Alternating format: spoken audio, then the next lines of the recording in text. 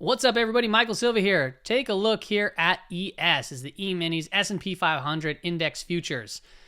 This right here, I tell you what, for 3 weeks straight, hasn't hit one of the weekly expected moves. This right here is a coin flip as we remain in this chop box. And this is all taking place with all the macro data drops that came out the last 3 weeks, all the Fed talk, all the news, and all the earnings. We still remain in this consolidation between 4,200 and 4,100. Now, in today's video of the Stock Market Brief Show, we're going to talk about, once again, the coin flip. Understand, a coin has 3 sides. Robert Kiyosaki said it has heads, tails, and the edge. And when it comes to, in terms of the stock market, we need to be on the edge to look at both the bullish side and the bearish side to get a good idea as to what might be taking place next. Now, a quick announcement, I am heading on vacation, but I am bringing my work stuff with me, so I plan on doing that. Coco, unfortunately, will not be coming. When she found the news, she had the look of betrayal. Her eyes lit up like she was going to take over the world, and then I turned on my security camera and saw her already at my computer desk, ready to tear down Wall Street. We've got a lot to talk about on today's show, so let's go ahead and get into it. Alrighty, everybody, welcome back. So we started off looking at this chart, how price action has really just been going sideways despite all the stuff that has been going on in the markets. Now, I want to go ahead and show you what will be coming up in this following week, so we're aware of the catalyst taking place, and then we'll get into more technical charts. So this week, you can screenshot this if you'd like. This is going all the way till Friday of some of the macro data drops that are going to be coming out. The ones highlighted in red, Wednesday, Thursday, and Friday, are all considered to be major reports here in the United States. Other than that, we do have like the Dallas Fed Manufacturing Index, Chicago Fed, and then the day over here where we have nothing in the red, we have new home sales, we have the Case-Shiller home price year over year, month over month. So we have a lot of data to come out. But not only that, we have earnings. And earnings, we have some pretty big names. Before the open on Monday, we have Coca-Cola.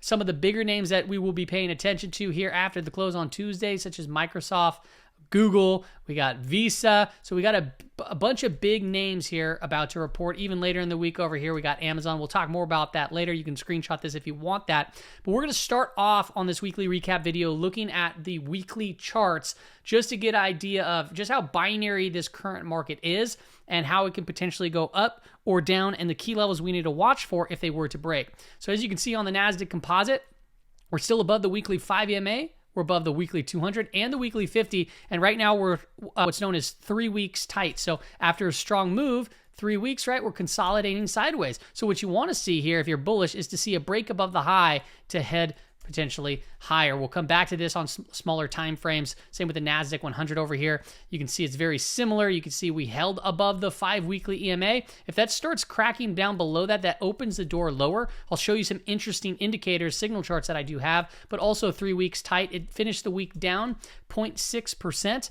The S&P 500 finished down 0.1%. You can see it kind of is just still there. The body itself of this candle, it's known as an indecision candle, right? So it's a very small body. It's a small range. So you can see price action was, authoritative on the way up, and now it's starting to be a little indecisive. Like, are we going to start to consolidate more? Are we going to start to pull back? Well, if we get below the weekly 5 EMA, that could be where we see a little bit more sellers step in, but we're still above these key averages. If we take a look at the INDU, this is the Dow Jones Industrial. This thing has been on a pretty nice run. You can see it's somewhat flagging here for multiple weeks. So this is going to be one to watch to potentially either consolidate a little bit more and then potentially break out. Keep an eye on breaking above the high of this last week's candle or breaking below that weekly 5 EMA.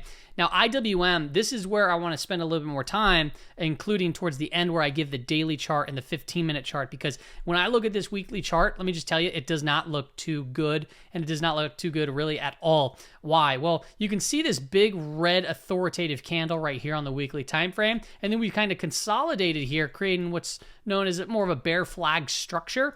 And notice all the moving averages, how the weekly 50, the weekly 200, and the weekly 5, they're all coming into confluence right here. And this typically happens before you see explosive moves. So it's either an explosive move to the upside or downside. Remember, markets move between expansion and contraction. And what we're seeing here is more of a contractionary phase, letting me think that, hey, the market may be in for a big move. Now, what you want to see if you're a bull, you want to see the market get above 180. That would be more of a bullish sign that we can still continue to see this sideways chop back and forth.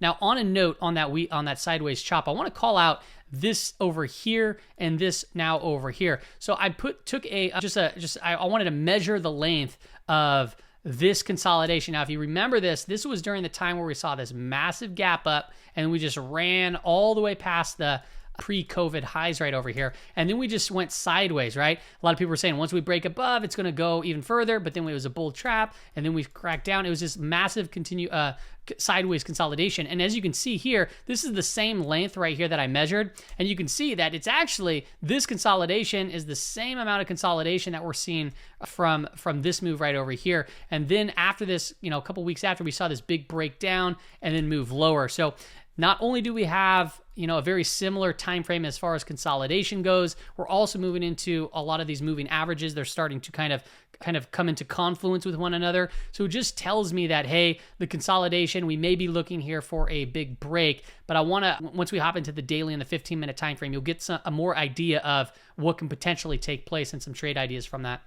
Now, if we take a look at the 11 sectors that make up the S&P 500 this last week, we did have more defensive posturing. So you can see utilities and consumer staples kind of led the charge there. We have real estate up there as well, but consumer staples is a more risk-off type trade, and then also utilities as well. And if I took a look at the relative rotation graph, this will allow me to see different quadrants of the 11 sectors. I'm using a 5-week tail length, all right, and then I'm looking at 4 different quadrants, and the 4 different quadrants are improving, leading, weakening, and lagging over here. And I wanted to call out that, technology and communications have been in that leading quadrant. And this is very similar to what we called out in prior episodes where you see, stuff like technology, communication services, discretionary.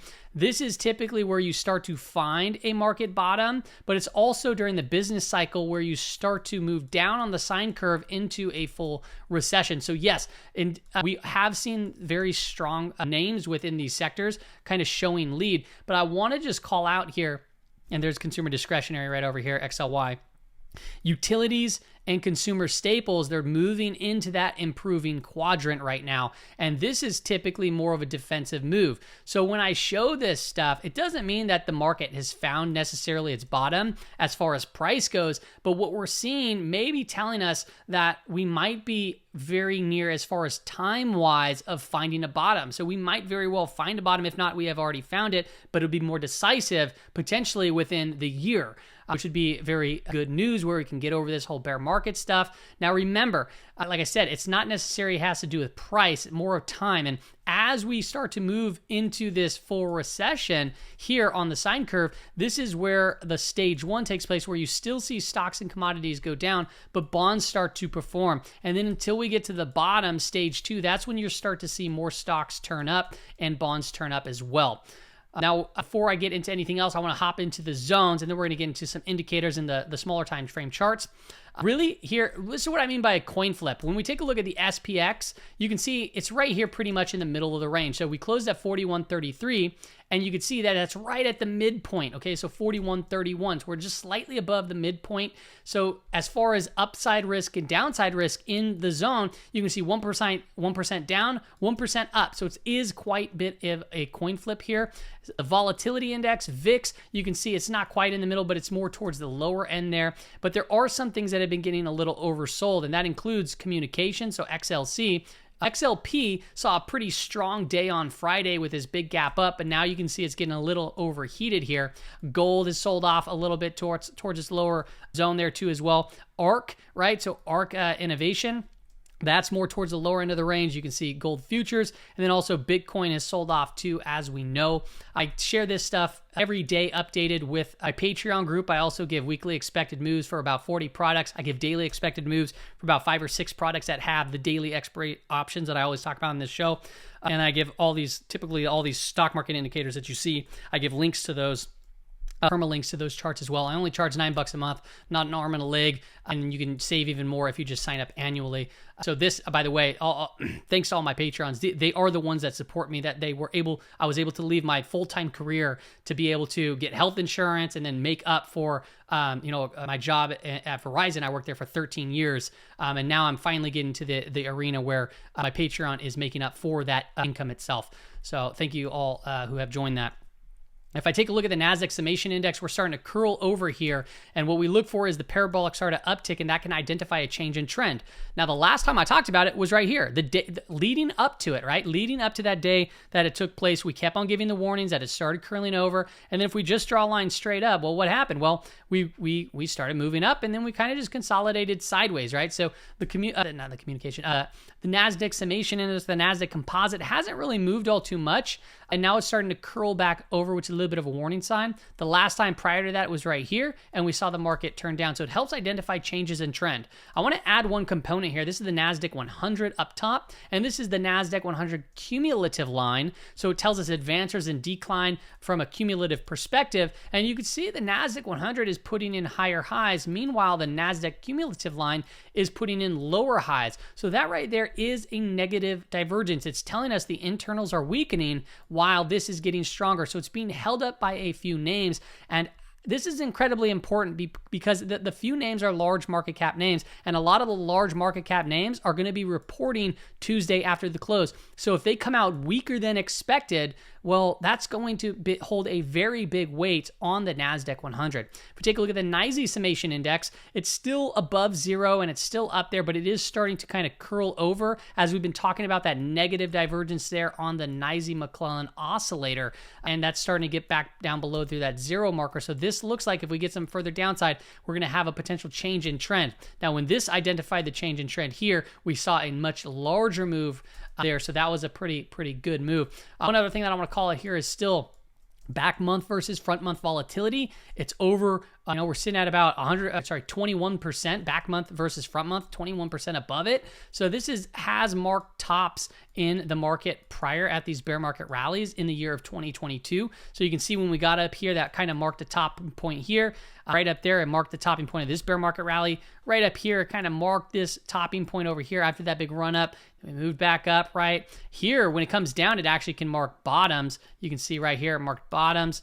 Here, it's kind of just right in here off of this big sell-off. Right here, it marked right about here, and we saw it kind of consolidate. So it's not perfect by any means, but it is important to note that this is a pretty big move, back month versus front month, and it could be telling us that, hey, we might be topping out here. So that's something to pay attention to. If I take a look now at the daily time frames, we're going to get into this and the 15-minute charts.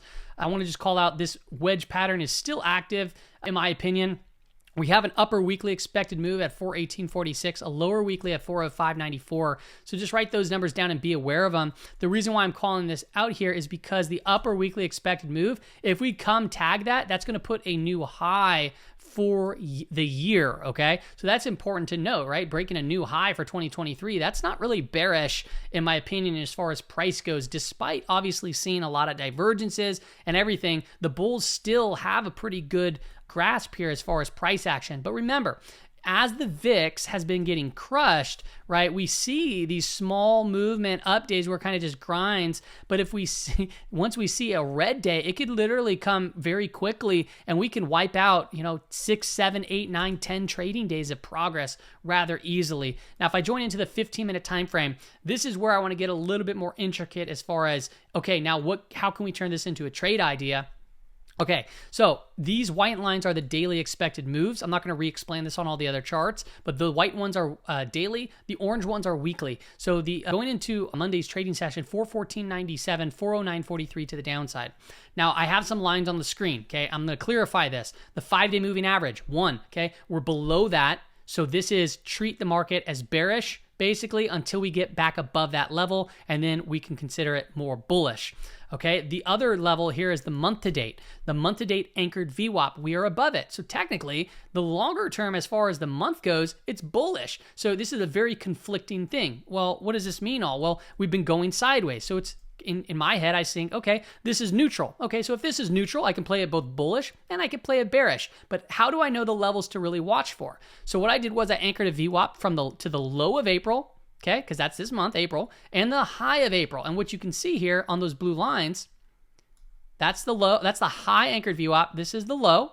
And where's price? Price is pinched right between the two, okay? And this comes up right to the 5-day. So this to me states that, hey, if we get above about 413, right around that area, and we can hold it, that opens the door for the upper daily expected move. And potentially if we hold that level, that opens the door for the upper weekly expected move. Now remember, we haven't touched the weekly expected move for 3 weeks in a row. That is a very, very rare occurrence. It doesn't happen often, so we're going to come for these moves here eventually. Now, from the bearish perspective, what if we start breaking lower? Well, if we start breaking lower, start to pay attention to this lower anchored VWAP right here, which is from the low, which means that, hey, the average buyer from the bottom over here is now underwater, which would be pretty bearish if you think about it, right? If you were to buy the bottom, right? Buy the bottom, and everything traded here is basically telling us, hey, yeah, everyone that's bought from this bottom is in the green based off of volume and that time. Well, if we start getting below that, that tells us that everybody that's been buying since the lowest portion of the month are now technically underwater. That's not a good sign at all. So then we have to watch, obviously, for the month to date, and these open the door to the lower daily, and that also opens the door to the lower weekly expected move. If I just look at price action alone, you can say, hey, Mike, it's flagging. Yeah, I would agree, but remember, it's just very choppy. These flags and bull flags, bear flags, they tend to work better as continuation patterns in strict trends, and you can see here we're more of a neutral trend. Okay, so let's go ahead and take a look at the cues on the daily time frame. The cues on the daily time frame, I forgot to mention one thing. I apologize. On the SPY on the daily time frame, the MACD is starting to curl over too as well. The last time it curled over and went to bear market, we did sell off. So pay attention to that one. If I go back over here to the cues on the daily, we have a higher high. The MACD is putting in a negative divergence, and we already had the bearish crossover. Okay, so if we start breaking down, start to pay attention to the lower weekly expected move at 309.68. If these start giving way, right, we talked about the negative divergence, not only in the MACD, but in the advanced decline line for the NASDAQ 100. Pay attention then to the year-to-date anchored VWAP, okay? This is measuring right here from the start of the year. You can see we came up, we ended up holding that level, bounced around it, and we came back above. So if it starts coming back down, pay attention to that level because it could act as a potential area of support. Okay, now let's break it down even further to the 15-minute time frame. Now notice the difference on this one. So price action, clear chop box going sideways. We have our daily expected moves, we have our weekly expected moves, but there's a difference here. I measured, okay, from the high of April and the low of April, okay, price is below it. Okay, well, where is it relative to the 5-day? Well, it's below that as well. Okay, what about the month-to-date anchored VWAP? It's below it too. Okay, so this tells me we're in a much more bearish posture, and this is right now telling me that we have more of a chance to go down here and here next week than anything. Now remember, we have earnings, so this can change quickly. What we've seen prior times is the cash market says it doesn't even want to try it, so it just gaps through these levels and goes. Okay, so that can always be an option as we've been going sideways. So if we start breaking down this low here, I would say opens the door to 313.96, and then potentially lower. We have to see how that kind of plays out, right? We have this bear flag structure, neutral, but it really, to be bullish here, I mean, not only do you have to break this high, but you have to get above the anchored VWAP measured from the low, and really the 5-day moving average too, as it's starting to curl around. So this one, as far as tech goes, cues, be more cautious here, in my opinion, until proven, that it's more a bullish stance. Let's take a look at the IWM on the daily time frame. So we already talked about the weekly time frame. Let's look at the daily. You can see here, yes, a bear flag structure, and it's under what? The year-to-date anchored VWAP. So as it stands now, the average buyer based off time and price and volume is underwater in the IWM, and it's just been going sideways for quite some time, the same amount of time that it did in 2021 before we started breaking down. Now the upper weekly expected move is here, the lower weekly is there. Now this looks pretty bearish, but let me show you something on the 15-minute time frame. This is where it's getting a little interesting. So if I look at price action here, we talked about the potential for a VCP pattern, how we have it kind of going sideways, and then we have this dip low. And if you don't know, sorry, a VCP pattern is Mark Minervini coined it VCP pattern. It's also kind of like an ascending triangle, right? Where basically volatility is contraction. That's one of the basic principles of technical analysis. It moves between expansion and contraction. And you can see here, we have this dip, right? Expansion, and then it gets lower, and then it gets a little bit higher each time, where we have a low, a higher low, and a higher low. So it's basically volatility is contracting. It's getting tighter here. Now, check this out. Now, I didn't measure an anchor VWAP to the high over here because it basically was where the month started out. And it goes to the same area, so I did look at it just to verify that. But we measured it from the low, measured it from the month to date, and the high, and the 5-day moving average. Okay, well, where's price relative to that? Price is above the low of the month for the anchored VWAP. It's above the high point of the month anchored VWAP. It's above the month to date anchored VWAP, and it's right there on the 5-day moving average. So actually, despite looking very bearishly on the weekly and even the daily, this actually, from a shorter time picture, if we can start breaking these highs over here, this does to me saying that if the market wants to start get moving, this could be the opportunity here up to 179.55 and potentially even up to the upper weekly expected move, which is 181.40. Now, do you remember what was important about 181? Well, take a look. That would be breaking above the high of this prior week. That would be right there above 180, which is what the bulls need to do. The bulls need to get above 180 to be more impactful at this time. Now, like I said, you got to be careful. As price is coiling up here, it lets us know that it's contracting, which leads to expansion. But more importantly, it gives us very good risk to reward opportunities, okay? Because we can measure it out. We'd be like, okay, so if we break over here, we'll just have a stop under the low here and play it for up here for the week, right? That's an opportunity. Or you might say, okay, well, I'll break out of here to the upper daily, but I'll have a stop right here just in case. Or I'll do a 50% stop at this swing low, a 50% stop here. Or maybe you'll break it up into threes and have, okay, I'll enter on breakout right here because I think we're going to go higher, but I'll have some stop here, and here. You know, however you prefer to do it. Or if it starts moving up and it does come to here, maybe like I'll take 50% of the profit off and then I'll update my stop to break even. There's so many different ways that you can approach this, but the best way to approach it is not from a picture of how much money can I make, but it's really about how can I protect my capital and potentially grow it if it were to break out to the upside. It's all about just managing risk, right? Focus on the risk of how much you're willing to lose versus how much you think you're going to make, right? Because there's only 4 things that we can control in the market, everybody, right? It's what we buy, right? So what we buy, how much of it we're going to be buying it, when we buy it, and then obviously when to get out. That's all I got for you on today's episode, everybody. Hope it gave you some insight as to what it is that I'm seeing on this massive potential binary coin flip going on in the overall markets. See you later.